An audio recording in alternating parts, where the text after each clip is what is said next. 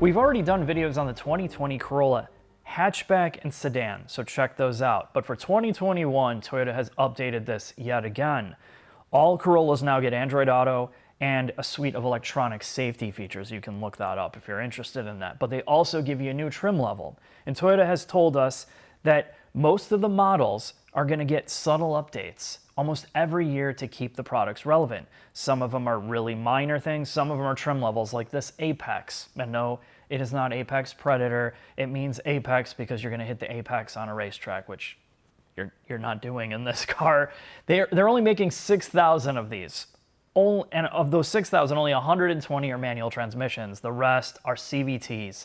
And the CVT has a physical first gear that after first gear, it hands it off to the CVT. So it's a little bit more peppy or more enjoyable to drive than traditional CVTs. So let's get into the mechanical changes to the Corolla for the Apex version.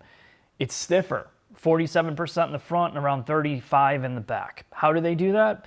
Well, they put on some stiffer springs, lowering springs that lower the car by 0.6 inches. And because they did that, they have to change the bump stops.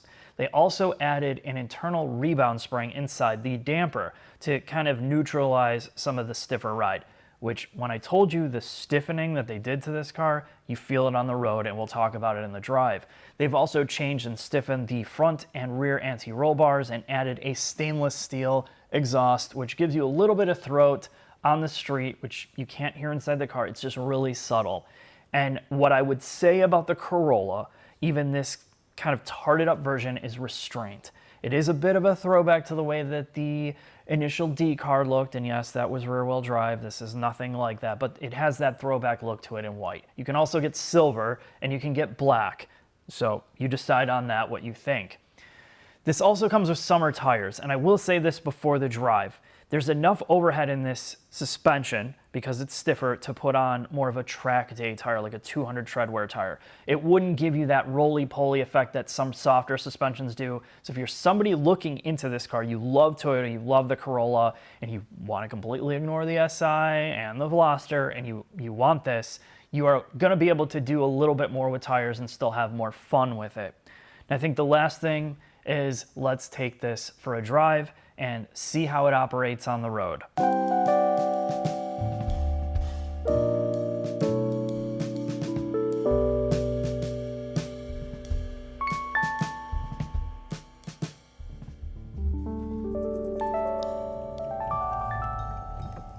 Oh, Jack, CVT.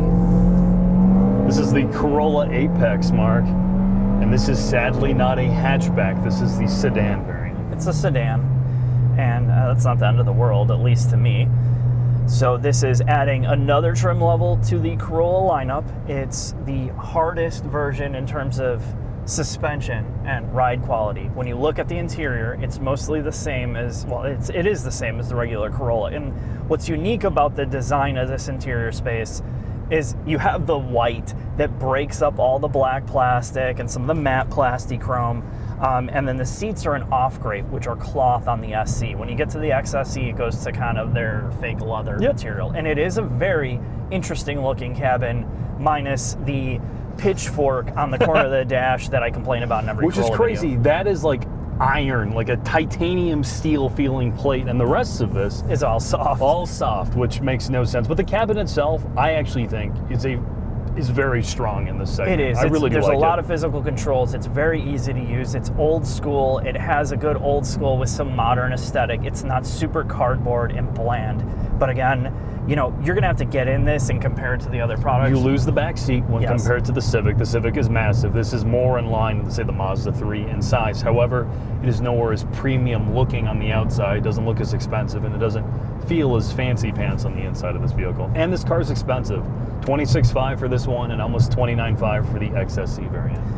So now that we got the pricing out of the way, let's talk a little bit about what the Apex brings to the table. And, you know, the main focus of this car was stiffer suspension and handling. Something that the Corolla hatchback and sedan, it's not that they're bad handling, it's just that they're more softly sprung for daily driving. And I think that's a majority of what people really want out of this car.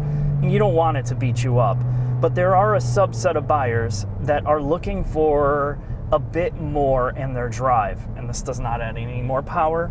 Only 1% of these cars are offered in a manual transmission, or even less than that. So it's kind of confusing from the enthusiast perspective. If this is a car that they're trying to throw back to, as you talked about in the shop, the Apex AE86, that enthusiast, initial D car, it's crazy to me that the CVT does kill a lot of the fun that the Corolla offers, sadly. It does, but then you think about the amount of people that actually know how to drive a manual transmission, and in the C segment or the compact car segment, even a smaller amount of people, the younger generations, don't know how to drive stick anyway. So I guess from a business perspective, no, it makes sense. This makes more sense. But when you really get this thing off the line, it's in sport. I'm going to turn the traction and stability control off. And this is a physical first gear. Correct.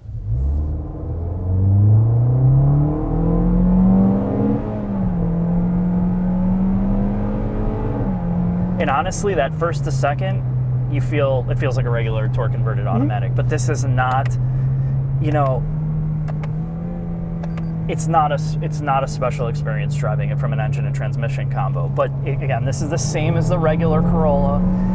It's going to be reliable. It's going to be reliable. Compared to the other cars in this segment, and I have a problem with this car. I don't have a problem with the regular Corolla. In fact, I really love the hatch we had. My problem with this is it is expensive.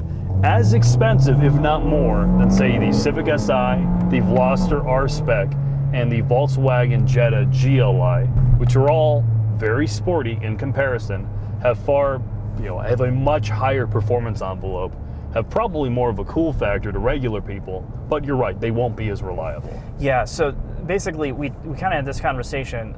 The Civic Si is a better option for an enthusiast. You get a manual transmission that you can actually get. Adjustable dampers. Adaptive dampers. But certain things have trade-offs there. You have a turbo, you're going to have potential reliability issues long-term. Turbos, they have oil leaks. They have issues when you start pushing that 150,000 miles. This is naturally aspirated. You don't have adaptive dampers. Adaptive dampers on most cars, even though they're becoming more commonplace, are twice as expensive as a standard shock that you would find on this car. So this is more for somebody that is looking for the reliability of the Corolla without adding any complication. You're just getting better handling. And what's the trade-off of doing it that way? It rides questionably. So just be honest. It rides to me like total ass. This is stiffer than my Corvette in track suspension mode, or your S2000, or a lot of cars. And to me, given the performance envelope of this engine, makes no sense. A car to handle well doesn't need to be It doesn't need to be stiff. So usually I'm on the bandwagon of this doesn't need to be this stiff, but I think to me it's not as bad as people make it out to be. If you're younger, or you're somebody that hasn't been in like luxury cars or cars that have a ton of pedigree and suspension tuning, this feels good. It still handles well. Even though it is firmer, it does handle well. No, this doesn't ride like a Civic and cut springs, but it's still, I think, too stiff. And It does handle well, I will give you that. Fair enough. I think that's probably a good time to get into the final thoughts, Jack. All right.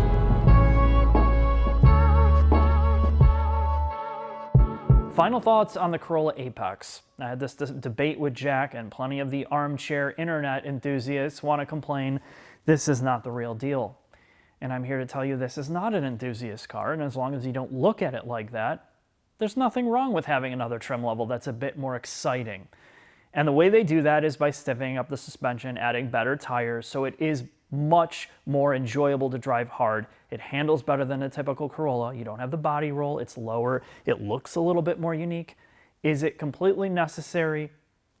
Not really. You get most of that out of the regular Corolla with a better ride. It's not an enthusiast product, and I don't think that they're trying to say that it is, and you're gonna say, oh, this guy's making excuses for it. And I am in a way, but you know what? You got to have more flavors. If it's just chocolate and vanilla, you know, you're lusting for strawberry. If it's chocolate, vanilla, and strawberry, then you're lusting for caramel macchiato frappe gold. The price is where the biggest argument comes in. And Jack's like, oh man, this thing's like $26, $29. You could have a Civic. You could have all these other cars for that. I don't disagree. And, you know, that's something that the buyer's going to have to look at. How much are you willing to pay for the Apex version? Thanks for watching. I'll see you next time.